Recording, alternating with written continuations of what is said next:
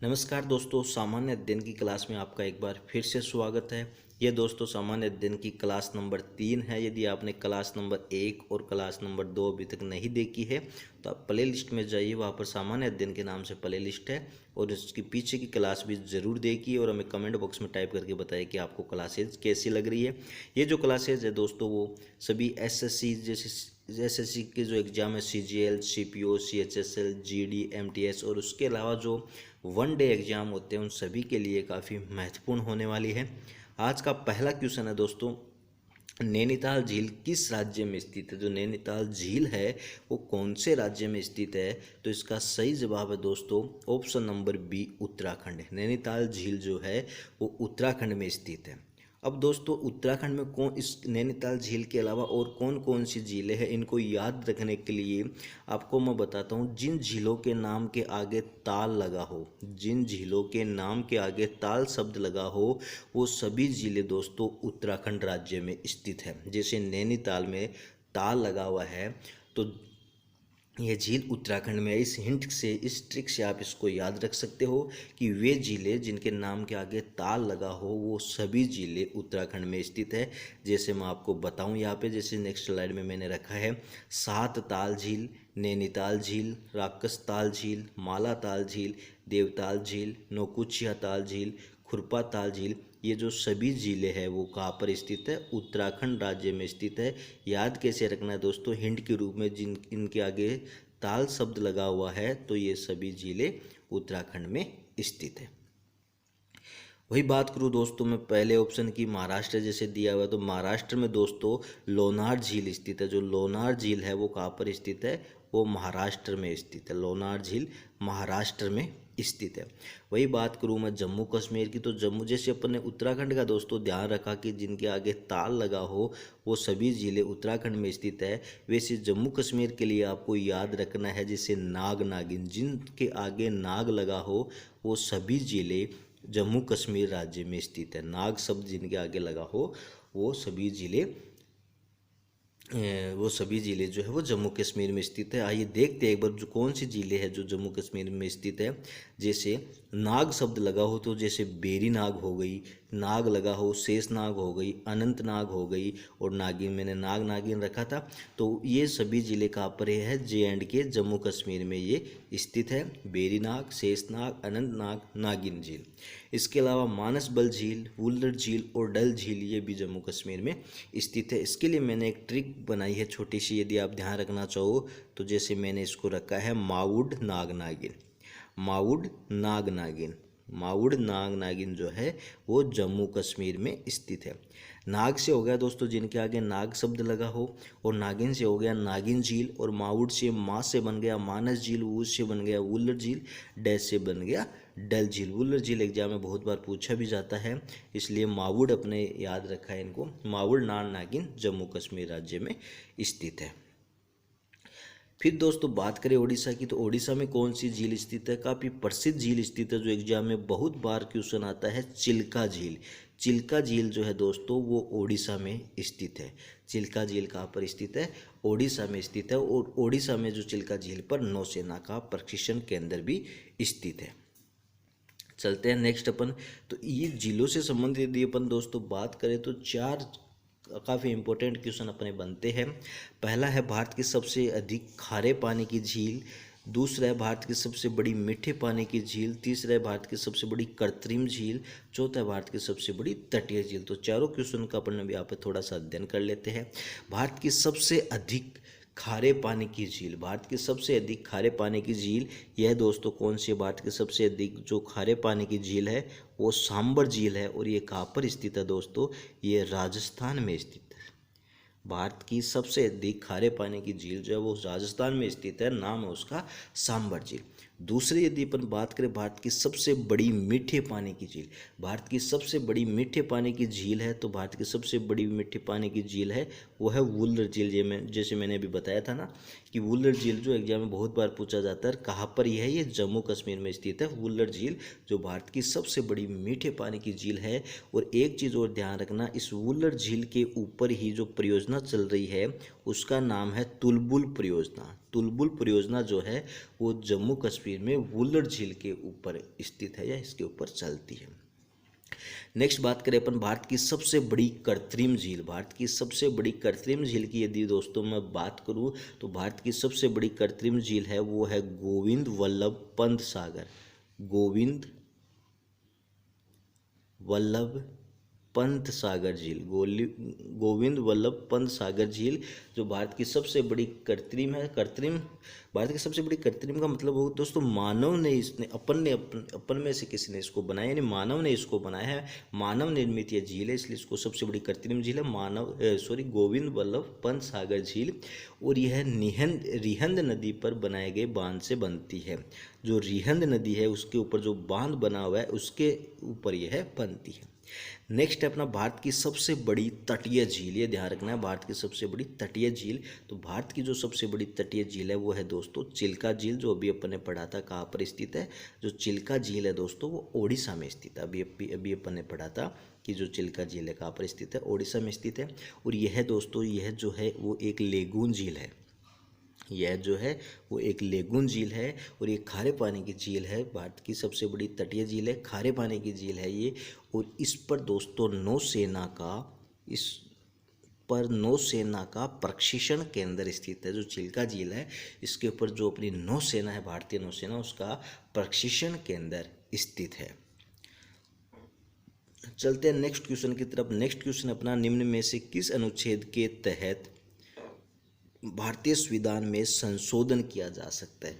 तो भारतीय संविधान में संशोधन की दोस्तों यदि अपन बात करें तो अनुच्छेद 368 के तहत भारतीय संविधान में संशोधन किया जा सकता है। भारतीय संविधान में चेंज किया जा सकता है, उसको सुधारा जा सकता है, बदला जा सकता है। तो अनुच्छेद कौन सा है? अनुच्छेद 368।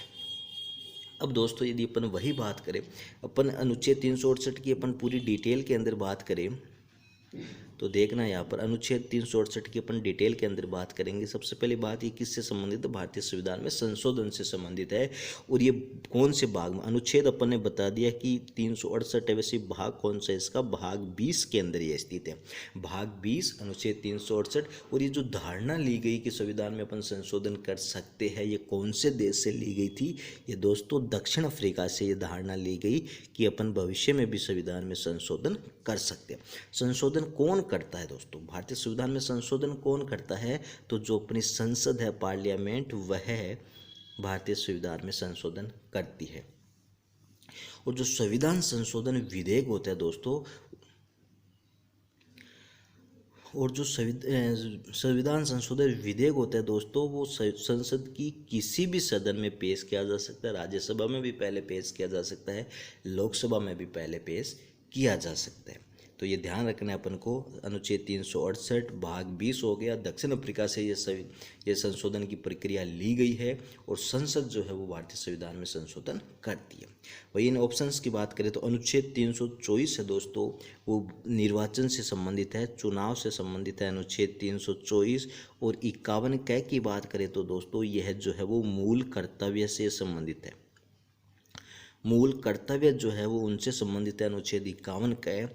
और अनुच्छेद 343 343 जो अनुच्छेद है वो भारतीय राजभाषा से संबंधित है। भारतीय जो राजभाषा है उससे संबंधित है, अनुच्छेद 343। चलते हैं दोस्तों अपने अगले क्वेश्चन के ऊपर।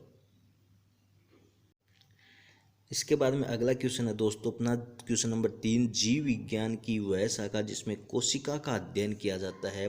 जो कोशिका होती है उसका अध्ययन किया जाता है, उसको क्या कहते हैं? साइटोलॉजी। ऑप्शन नंबर ए इसका सही जवाब है। कोशिका के अध्ययन को दोस्तों अपन बोलते हैं साइटोलॉजी। वही बात करें दोस्तों अपन एंथ्रोलॉजी की। एंथ्रोलॉजी क्या होता है दोस्तों? एंथ्रोलॉजी के अंदर अपन पुष्पों का अध्ययन करते हैं। किसका अध्ययन करते हैं अपन एंथ्रोलॉजी के अंदर? पुष्पों का अपन अध्ययन करते हैं। वही बात करें अपन ऑर्निथोलॉजी की। ऑर्निथोलॉजी के अपन दोस्तों पक्षियों का अध्ययन करते हैं। पक्षियों के अध्ययन को क्या बोलते हैं अपन? ऑर्निथोलॉजी।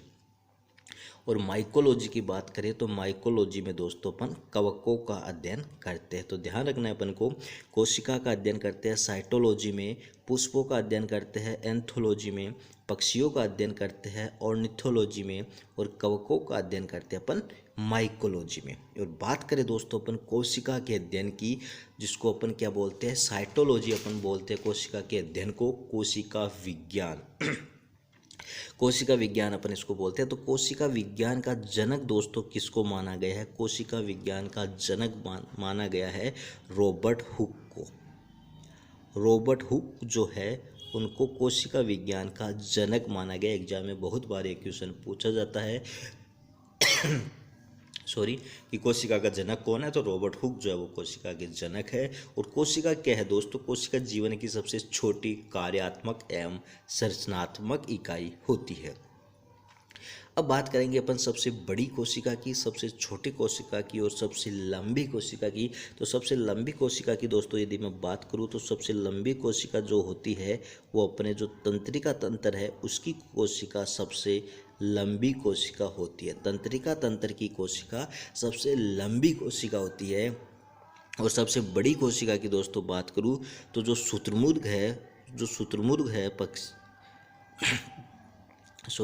शुतुरमुर्ग है उसके अंडे की कोशिका, शुतुरमुर्ग के अंडे की जो कोशिका होती है वो सबसे बड़ी कोशिका होती है। और सबसे छोटी कोशिका जो जीवाणु है माइकोप्लाज्म, जीवाणु का नाम है माइकोप्लाज्म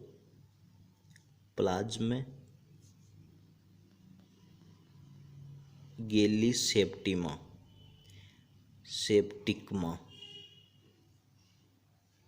माइकोप्लाज्म गैलीसेप्टिकमा की कोशिका जो होती है वो सबसे छोटी है। तो ध्यान रखना, सबसे बड़ी कोशिका शुतुरमुर्ग के अंडे की कोशिका, सबसे छोटी कोशिका जीवाणु माइकोप्लाज्म गैलीसेप्टिकमा की कोशिका, और सबसे लंबी कोशिका तंत्रिका तंत्र की कोशिका होती है। आगे दोस्तों कुछ मोटिवेशनल लाइनें हैं। लोग साथ दे या न दे, लोग साथ दे या न दे, अगर आप खुद का साथ 100% दोगे तो आपको जीतने से कोई नहीं रोक सकता। दोस्तों लोग जो है आपका साथ दे या न दे, आपको सपोर्ट करे या न करे, आपको खुद को सपोर्ट करना है, खुद मेहनत करनी है, आपको जीतने से कोई नहीं रोक सकता। क्वेश्चन नंबर 4 अपना, भारत में प्रथम महिला प्रधानमंत्री कौन बनी थी। तो भारत में प्रथम महिला प्रधानमंत्री इंदिरा गांधी जी बनी थी। ऑप्शन नंबर डी जो है वो इसका सही जवाब है। भारत की प्रथम महिला प्रधानमंत्री इंदिरा गांधी। जैसे प्रतिभा देवी सिंह की बात करें तो यह जो बनी थी वो भारत की प्रथम महिला राष्ट्रपति बनी थी। भारत की प्रथम महिला राष्ट्रपति बनी थी। सरोजनी नायडू की बात करें, ये भारत की प्रथम महिला राज्यपाल बनी थी। भारत के किसी राज्य की प्रथम महिला राज्यपाल बनी। और कहाँ की राज्यपाल बनी थी, उत्तर प्रदेश की यह राज्यपाल बनी थी। वही बात करें सुचेता कृपलानी की, तो ये भारत की प्रथम किसी भी राज्य की मुख्यमंत्री बनी थी। सबसे पहले जो महिला मुख्यमंत्री बनी भारत में किसी भी राज्य की वो थी सुचेता कृपलानी, और ये भी उत्तर प्रदेश की ही मुख्यमंत्री बनी थी।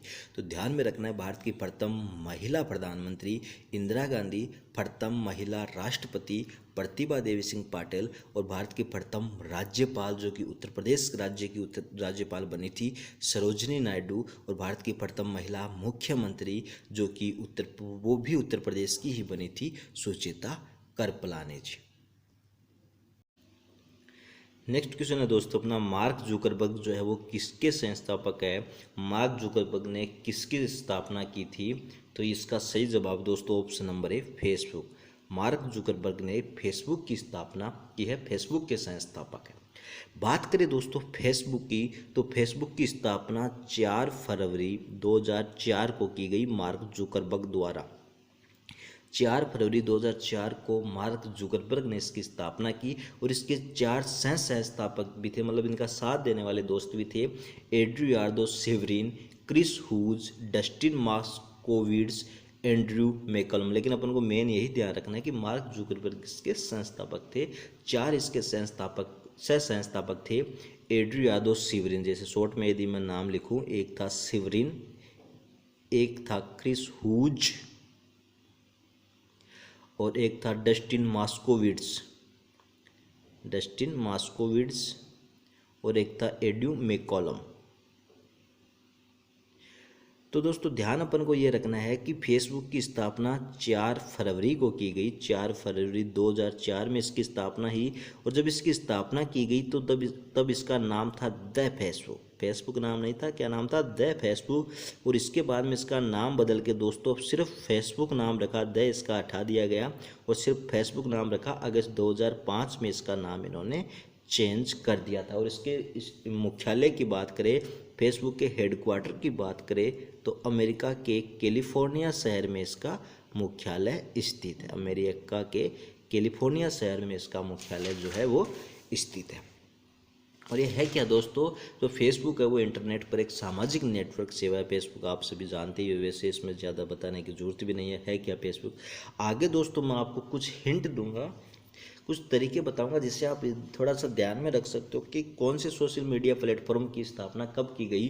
तो दोस्तों सबसे पहले जैसे अपने पढ़ा कि 4 फरवरी 2004 को किसकी स्थापना की गई? 2004 को दोस्तों फेसबुक की स्थापना की गई। 2004 को फेसबुक की स्थापना की गई। इसके बाद में आता है 2005 को दोस्तों यूट्यूब की स्थापना की गई। जो यूट्यूब चैनल है जिस पर अभी आप स्टडी कर रहे हो, इसकी स्थापना साल 2005 के अंदर की गई। और इसका थोड़ा सा आपको ध्यान रखना है, इसका मुख्यालय भी वैसे कैलिफोर्निया अमेरिका में स्थित है। और चार्ल्स हर्ली, स्टीव सेन और जावेद करीम 2-3 बंदों ने मिलकर इसकी स्थापना की थी। इसके बाद में बात करें दोस्तों अपन साल 2006 की, तो साल 2006 में क्या आया मार्केट में? ट्विटर आया, जिसका चलन आजकल बहुत है। 2004 में फेसबुक आई, 2005 में यूट्यूब आया, 2006 में ट्विटर आया। और 2007 की बात करूँ तो फ्लिपकार्ट आया, जिसके संस्थापक इंडिया के हैं सचिन एंड बिनी बंसल। सचिन बंसल और बिनी बंसल जो फ्लिपकार्ट के संस्थापक हैं। 2007 में क्या आया? 2007 में ये क्या नाम अपना फ्लिपकार्ट आया, जिससे अपन सामान अपन मंगाते हैं। 2007 में फ्लिपकार्ट आया। इसके संस्थापक है सचिन बंसल और बिनी बंसल। और इसका मुख्यालय जो है फ्लिपकार्ट का वो बेंगलोर में स्थित है, ये ध्यान आपको रखना है। लेकिन यदि मैं इसको हटा दूँ यहाँ से, फ्लिपकार्ट को मैं हटा दूँ, फ्लिपकार्ट को मैंने यहाँ से हटा दिया। 2004 में फेसबुक, 5 में यूट्यूब, 6 में ट्विटर। तो जो ये हुआ अपना 2004 में फेसबुक, 5 में यूट्यूब, 6 में ट्विटर, इन तीनों का जो हेडक्वार्टर है वो कैलिफोर्निया अमेरिका में स्थित है। ये आपको ध्यान में रखना है, इन तीनों का हेडक्वार्टर कैलिफोर्निया अमेरिका में स्थित है। इसके बाद में मैं बात करूँ दोस्तों साल 2009 की, तो जो अपना व्हाट्सअप मैसेंजर है वो आया साल 2009 में। और फिर बात करूँ मैं साल 2010 की, तो जो अपना इंस्टाग्राम है वो आया साल 2010 में। फिर बात करूँ मैं 2011 की, तो जो अपना गूगल प्लस है वो आया अपना साल 2011 में। और इन तीनों का हेडक्वार्टर भी दोस्तों कैलिफोर्निया अमेरिका में ही स्थित है। और ये तो है दोस्तों गूगल प्लस है, ध्यान रखना। गूगल प्लस 2011 में आया। और जो गूगल है अपना वो साल 1998 में आया, 4 सितंबर 1998 में आया गूगल, जिसकी स्थापना Larry Page and Sergey Brin ने की थी। और वर्तमान में जो गूगल के सीईओ है, वर्तमान में गूगल के सीईओ कौन है दोस्तों? सुंदर पिचई वर्तमान में गूगल के सीईओ है। इसके बाद में नेक्स्ट क्वेश्चन है अपना, हाल ही में त्रिवेंद्र सिंह रावत ने मुख्यमंत्री पद से इस्तीफा दे दिया, वह किस राज्य के मुख्यमंत्री है? तो दोस्तों जो त्रिवेंद्र सिंह रावत है उन्होंने अपने पद से इस्तीफा दिया, तो वो उत्तराखंड के मुख्यमंत्री थे। इससे पिछले वीडियो में अपने इसका अध्ययन भी किया था उत्तराखंड के बारे में पूरा विस्तार से। तो त्रिवेंद्र सिंह रावत, बेबी रानी मौर्य जो उत्तराखंड की राज्यपाल है, जो मुख्यमंत्री थे त्रिवेंद्र सिंह रावत उत्तराखंड के, उन्होंने अपने पद से इस्तीफा दे दिया। उनकी जगह अब तीरथ सिंह रावत को मुख्यमंत्री बनाए जाने की संभावना चल रही है। और उत्तराखंड की राज्यपाल कौन है दोस्तों? बेबी रानी मौर्य। बेबी रानी मौर्य जो है वो उत्तराखंड की राज्यपाल है। और वही बात करूँ मैं राजस्थान की, तो राजस्थान अपन चारों की बात कर लेते हैं ऑप्शन की। राजस्थान के यदि मैं मुख्यमंत्री की बात करूँ दोस्तों, तो राजस्थान के मुख्यमंत्री है अशोक गहलोत। अशोक गहलोत राजस्थान के मुख्यमंत्री है। और यदि मैं राज्यपाल की बात करूं राजस्थान के, तो राजस्थान के राज्यपाल है दोस्तों कलराज मिश्र। कलराज मिश्र जो है वो राजस्थान के राज्यपाल है। तो अपन ने देखा उत्तराखंड के राज्यपाल कौन है, उत्तराखंड के राज्यपाल बेबी रानी मौर्य है। राजस्थान के राज्यपाल कौन है, कलराज मिश्र है। और अब बात करें अपन गोवा की, तो गोवा के मुख्यमंत्री कौन है, चीफ मिनिस्टर कौन है, सीएम कौन है, नवीन पटनायक। नवीन पटनायक गोवा के मुख्यमंत्री है।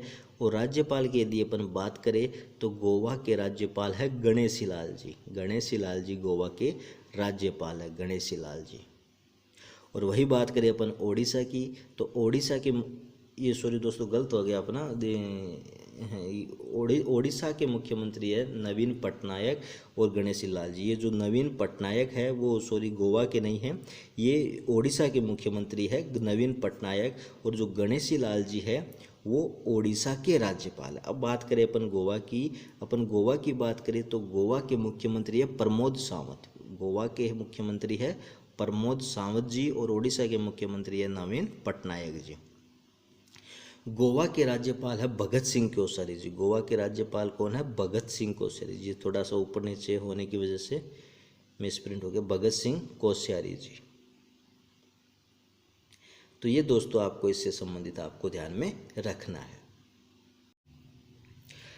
नेक्स्ट क्वेश्चन अपना, पानीपत की फड़तम लड़ाई कब लड़ी गई, तो पानीपत की फड़तम लड़ाई 1526 ईस्वी में लड़ी गई। ऑप्शन नंबर ए जो है वो इसका सही जवाब है। पानीपत की फड़तम लड़ाई साल 1526 ईस्वी में लड़ी गई। अब दोस्तों मैंने ऑप्शन देखना, 1526, 1527, 1528, 1529 ईस्वी रखा है। इन सालों में 1526 में भी युद्ध हुआ, 27 में भी युद्ध हुआ, 28 में भी युद्ध हुआ, 29 में भी युद्ध हुआ। अब आपको ये याद रखने हैं, सबसे बड़ी बात ये नंबर से आ रहे हैं, 1526, 1527, 1528, 1529। दूसरी बात आपको ध्यान में रखनी है, ये कितने हो गए, 4 युद्ध है। इन चारों युद्ध में जिसने विजय प्राप्त की वो था बाबर। बाबर की जीत हुई। इन चारों युद्ध में बाबर की ही जीत हुई, ये आपको ध्यान रखना है। यानी 1526 का जो युद्ध है उसमें भी बाबर जीता, 27 के युद्ध में भी बाबर जीता, 28 में भी बाबर जीता, 29 में भी बाबर जीता। अब इनका युद्ध का नाम क्या है और बाबर ने किसको हराया था, उसके लिए आपको थोड़ा सा ध्यान रखना है। इधर मैं छोटी सी ट्रिक लिखता हूँ, पहले युद्ध के नाम क्या है, तो छोटी सी ट्रिक बनाने की कोशिश की है। पानी खान चंदेर घाघरा, पानी खान चंदेर घाघरा। पानी से हो गया दोस्तों पानीपत की फड़तम लड़ाई। पानीपत की फड़तम लड़ाई, जैसा कि अपने ऊपर प्रश्न था, पानीपत की फड़तम लड़ाई फर्स्ट लड़ाई थी पानीपत की। खान से हो गया दोस्तों अपना खानवा का युद्ध, जो कि 1527 ईस्वी में लड़ा गया, खानवा का युद्ध। फिर चंदेर से हो गया दोस्तों चंदेरी का युद्ध, चंदेर से हो गया चंदेरी का युद्ध 1528। घाघरा से हो गया दोस्तों घाघरा का युद्ध, घाघरा का युद्ध हुआ था 1529 में। तो ये हो गया दोस्तों पानीपत का युद्ध 1526, 1527 में खानवा का युद्ध, 1528 में चंदेरी का युद्ध, 1529 में घाघरा का युद्ध। तो ये 4 युद्ध हो गए। चारों युद्धों में विजय किसकी हुई, विजय हुई बाबर की। अब अपन देखेंगे हारे कौन, बाबर ने किसको हराया। तो इसके लिए अपन ने ट्रिक बनाई है लोसा में अफगान, लोसा में अफगान। तो लोस से हो गया दोस्तों लोदी। 1526 का जो पानीपत की फड़तम लड़ाई थी, बाबर ने इब्राहिम लोदी को इस लड़ाई में हराया था, इब्राहिम लोदी को। लोसा से हो गया ना, लोस से हो गया लोदी। 1527 में जो खानवा का युद्ध था उसमें सात से हो गया सांगा, तो राणा सांगा को बाबर ने हराया था। में से हो गया मेदनी राय, बाबर ने 1528 में चंदेरी के युद्ध में मेदरी राय को हराया। और 1529 का जो घाघरा का युद्ध था उसमें बाबर ने अफगानों को हराया था, लोसा में अफगान। अब दोस्तों यदि आपको समझ में नहीं आ रहा है तो थोड़ा सा इस स्लाइड में आप आराम से देख सकते हो कि 1526 का युद्ध पानीपत की फड़तम लड़ाई, बाबर ने इब्राहिम लोदी को हराया। 1527 में खानवा का युद्ध, बाबर ने राणा सांगा को हराया। 1528 में चंदेरी का युद्ध, बाबर ने मेदनी राय को हराया। और 1529 में घाघरा का युद्ध जिसमें बाबर ने अफगानों को हराया। इब्राहिम लोदी, राणा सांगा, मेदनी राय। अफगानों को याद करना है लोसा में अफगान, और इन युद्ध को याद करना है पानी खान चंदेरी का घाघरा। अब दोस्तों बात करते हैं अपन पानीपत की। पानीपत में दोस्तों 3 लड़ाइयाँ हुई थी, जिसको पानीपत की प्रथम लड़ाई, द्वितीय लड़ाई और तृतीय लड़ाई के नाम से जाना जाता है। इसके साल आपको याद करने हैं। 1526 ईस्वी में पानीपत की प्रथम लड़ाई हुई, और इसके 30 साल बाद, कितने साल बाद में, पानीपत की प्रथम लड़ाई के 30 साल बाद दोबारा पानीपत में लड़ाई हुई, जिसको पानीपत की द्वितीय लड़ाई बोलते हैं, जो 1556 में हुई। और इसके बाद साल 205 साल बाद, कितने साल बाद, 205 साल बाद पानीपत की तीसरी लड़ाई हुई, यानी कि 1761 ईस्वी में। ये थोड़ा सा, ये वैसे याद करने की जरूरत नहीं है 30 साल बाद या 205 साल बाद, ये थोड़ा सा आपको माइंड करने के लिए कि यदि आपको थोड़ा सा हिंट मिले तो आपको ये कंपैरिजन करके आप इनको याद कर सकते हो। पानीपत की प्रथम लड़ाई में अपने अभी देखा कि बाबर ने इब्राहिम लोदी को हराया था। पानीपत की द्वितीय लड़ाई हुई, अकबर ने हेमू को हराया। और पानीपत की तृतीय लड़ाई में अहमद शाह अब्दाली ने मराठों को हराया था। यानी जो ये तीनों लड़ाई है वो अलग अलग के बीच में ही लड़ी गई है। इसके बाद बात करते हैं अपन नेक्स्ट क्वेश्चन की। नेक्स्ट क्वेश्चन आता है अपना, क्षेत्रफल की दृष्टि से भारत का सबसे छोटा राज्य कौन सा है। क्षेत्रफल की दृष्टि से भारत का सबसे छोटा राज्य कौन सा है, तो क्षेत्रफल की दृष्टि से भारत का सबसे छोटा राज्य गोवा है। ऑप्शन नंबर डी जो है वो इसका सही जवाब है। तो इसका क्षेत्रफल कितना है दोस्तों, इसका गोवा का क्षेत्रफल है 3702 वर्ग किलोमीटर। 3702 वर्ग किलोमीटर गोवा का क्षेत्रफल है। भारत का सबसे छोटा राज्य, अब सबसे छोटा राज्य गोवा है, तो सबसे बड़ा कौन सा है ये अपन को ध्यान में रखना है। तो भारत का सबसे बड़ा राज्य है राजस्थान, सबसे बड़ा राज्य है राजस्थान, सबसे बड़ा राज्य है। और इसका क्षेत्रफल कितना है, राजस्थान का क्षेत्रफल है दोस्तों 3,42,239 वर्ग किलोमीटर।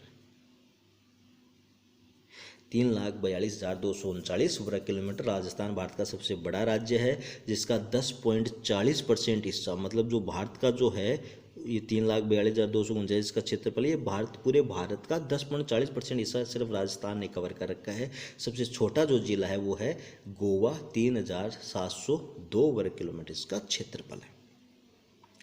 अब दोस्तों कई बार एग्जाम में क्या होता है कि 3-4 स्टेट पूछ लिए जाते हैं कि क्षेत्रफल की दृष्टि से सबसे छोटे राज्य कौन से हैं। तो क्षेत्रफल की दृष्टि से सबसे जो छोटे राज्य है वो है गोसी त्रिनाग। गोसी त्रिनाग, ये अदर मैं लिखने की कोशिश करता हूँ, गोसी त्रिनाग।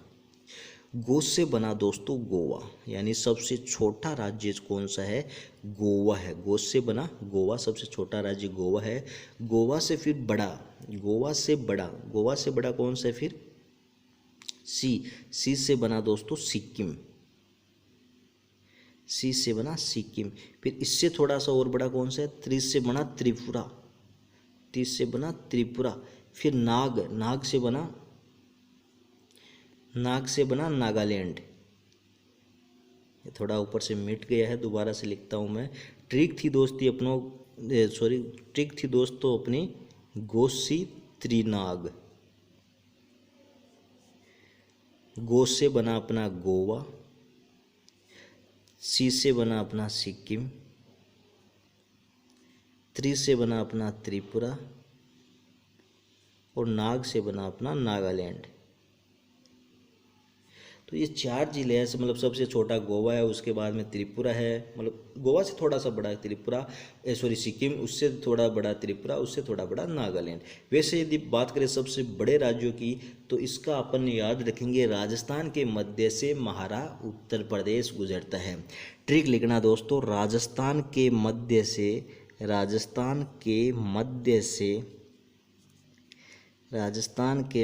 से महाराष्ट्र उत्तर प्रदेश गुजरता है। राजस्थान के मध्य से महाराष्ट्र उत्तर प्रदेश गुजरता है, यानी राजस्थान से राजस्थान, मध्य से मध्य प्रदेश, महाराष्ट्र से महाराष्ट्र, उत्तर प्रदेश से उत्तर प्रदेश, गुजरता से गुजरात, मध्य से मध्य प्रदेश, महाराष्ट्र से महाराष्ट्र। तो यहाँ पे आप आराम से इसको समझ सकते हो कि सबसे छोटे राज्य गोवा सबसे छोटा है, फिर उसके बाद में सिक्किम। कई बार दोस्तों एग्जाम में क्रम पूछ लिया जाता है कि छोटे में 2 नंबर पे कौन से, नीचे से यदि क्षेत्रफल की दृष्टि से देखा जाए तो दूसरा सबसे छोटा राज्य कौन सा है, तब अपन को आंसर करना है सिक्किम। तो इस प्रकार से सिक्किम, उसके बाद में सबसे पहले गोवा, फिर सिक्किम, फिर त्रिपुरा, फिर नागालैंड। याद अपन ने कैसे किया, गोसी त्रिनाग। सबसे बड़े राज्य, सबसे बड़ा राजस्थान है, उससे फिर थोड़ा छोटा मध्य प्रदेश है, फिर छोटा महाराष्ट्र है, फिर उत्तर प्रदेश है, फिर गुजरात है। कैसे याद किया, राजस्थान के मध्य से महारा उत्तर प्रदेश गुजरता है, राजस्थान के मध्य से महारा उत्तर प्रदेश गुजरता है। नेक्स्ट क्वेश्चन पर चले। नेक्स्ट क्वेश्चन अपना क्वेश्चन नंबर 9, सामान्यतः मानव नेत्र की सुस्पष्ट दृष्टि की न्यूनतम दूरी कितनी होती है, यानी कि जो मानव नेत्र है उससे अपन स्पष्ट आराम से कितनी दूरी तक देख सकते हैं। ऑप्शन नंबर सी इसका सही जवाब है 25 सेंटीमीटर। एसएससी एग्जाम में ये पूछा गया क्वेश्चन है, 25 सेंटीमीटर इसका सही जवाब है। इसके बाद में नेक्स्ट क्वेश्चन अपना दोस्तों, हाल ही में राष्ट्रीय सुरक्षा गार्ड का महानिर्देशक किसे नियुक्त किया गया है। जो राष्ट्रीय सुरक्षा गार्ड है उसका महानिर्देशक किसको बनाया गया है, तो M.A. Ganpati. Option number A जो है वो इसका सही जवाब है।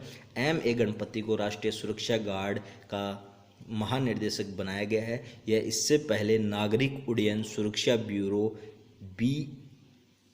BCAS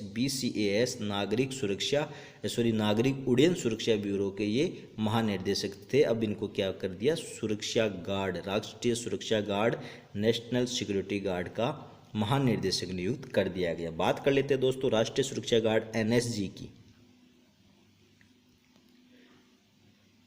बात करें अपन NSG की, नेशनल सिक्योरिटी गार्ड, राष्ट्रीय सुरक्षा गार्ड, नेशनल सिक्योरिटी गार्ड महानिर्देशक किसको बनाया गया, M.A. गणपति को महानिर्देशक बनाया गया। इसकी स्थापना कब हुई दोस्तों, इसकी स्थापना 22 सितंबर 1986 में इसकी स्थापना की गई।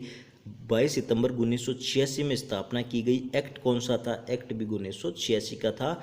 भारतीय सुरक्षा अधिनियम, मतलब जो राष्ट्रीय सुरक्षा गार्ड का जो अधिनियम है 1986, उसी के तहत 22 सितंबर 1986 को इसकी स्थापना की गई। और इसका जो हेडक्वार्टर है वो कहाँ पर स्थित है, इसका हेडक्वार्टर भी नई दिल्ली में स्थित है। इसका हेडक्वार्टर नई दिल्ली में स्थित है। और बात करें दोस्तों अपन राष्ट्रीय सुरक्षा गार्ड की, तो इसका आदर्श वाक्य क्या है, इसका आदर्श वाक्य है सर्वोत्तम सुरक्षा, सर्वोत्तर सुरक्षा, यह जो है वो इसका आदर्श वाक्य है। और आतंकी गतिविधियों से निपटने के लिए यह एक विशेषज्ञ बल है। और इसको दोस्तों जो बोलते हैं अपन विश्व स्तरीय बल है ये, इसको शून्य त्रुटि बल भी बोलते हैं। यानी कि राष्ट्रीय सुरक्षा गार्ड को दोस्तों शून्य त्रुटि बल बोलते हैं। क्यों बोलते हैं, क्योंकि ये गलती नहीं करता है, ये बिल्कुल भी गलती नहीं करता है, शून्य त्रुटि बल है, इसलिए इसको बोलते हैं। और ये दोस्तों काले कपड़े पहनते हैं, इसलिए इनको ब्लैक कैट भी बोलते हैं। राष्ट्रीय सुरक्षा गार्ड के जो जवान है, कर्मचारी है, वो ब्लैक कपड़े, काले कपड़े पहनते हैं, इसलिए इनको ब्लैक कैट के नाम से भी जाना जाता है। तो M.A. गणपति हो गए दोस्तों राष्ट्रीय सुरक्षा गार्ड के महानिर्देशक। Doctor G. सतीश रेड्डी ये हो गए दोस्तों DRDO के प्रमुख। और राकेश अस्थाना ये हो गए दोस्तों BSF के प्रमुख। और सुरजीत सिंह देसवाल ये हो गए दोस्तों ITBP के प्रमुख या महानिर्देशक। चलते हैं नेक्स्ट क्वेश्चन के ऊपर। नेक्स्ट क्वेश्चन है दोस्तों, नेक्स्ट सीरीज है अपनी, ये नेक्स्ट स्लाइड है फटाफट प्रश्नोत्तरी। फटाफट प्रश्नोत्तरी में दोस्तों अपन वो क्वेश्चन लेते हैं जो पिछली क्लास में, यानी कि ये क्लास नंबर 3 है, यानी कि क्लास नंबर 2 में जो अपन ने क्वेश्चंस पढ़े, उन्हीं में से 5 क्वेश्चन को यहाँ पर रखा गया आपके रिवीजन के लिए। तो पहला क्वेश्चन है पहाड़ों की रानी। तो पहाड़ों की रानी दोस्तों क्या पढ़ा था अपन ने, मसूरी को दोस्तों अपन पहाड़ों की रानी कहते हैं। दूसरा है हवाई जहाज़ के टायरों में कौन सी गैस भरी होती है, तो हवाई जहाज़ के टायरों में दोस्तों नाइट्रोजन गैस भरी होती है। तीसरा है जापान की संसद को क्या बोलते हैं, तो जापान की संसद को दोस्तों अपन डायट बोलते हैं, डायट जापान की संसद को बोलते हैं। अफगानिस्तान की संसद को शोरा बोलते हैं। विश्व जल संरक्षण दिवस कब मनाया जाता है, विश्व जल संरक्षण दिवस दोस्तों 22 मार्च को मनाया जाता है। विश्व जल संरक्षण दिवस 22 मार्च। और राष्ट्रपति की रिक्ति को कितने समय में भरा जाना अनिवार्य है, तो 6 माह के भीतर राष्ट्रपति की नियुक्ति को भरा जाना अनिवार्य है। ये थी अपनी फटाफट प्रश्नोत्तरी।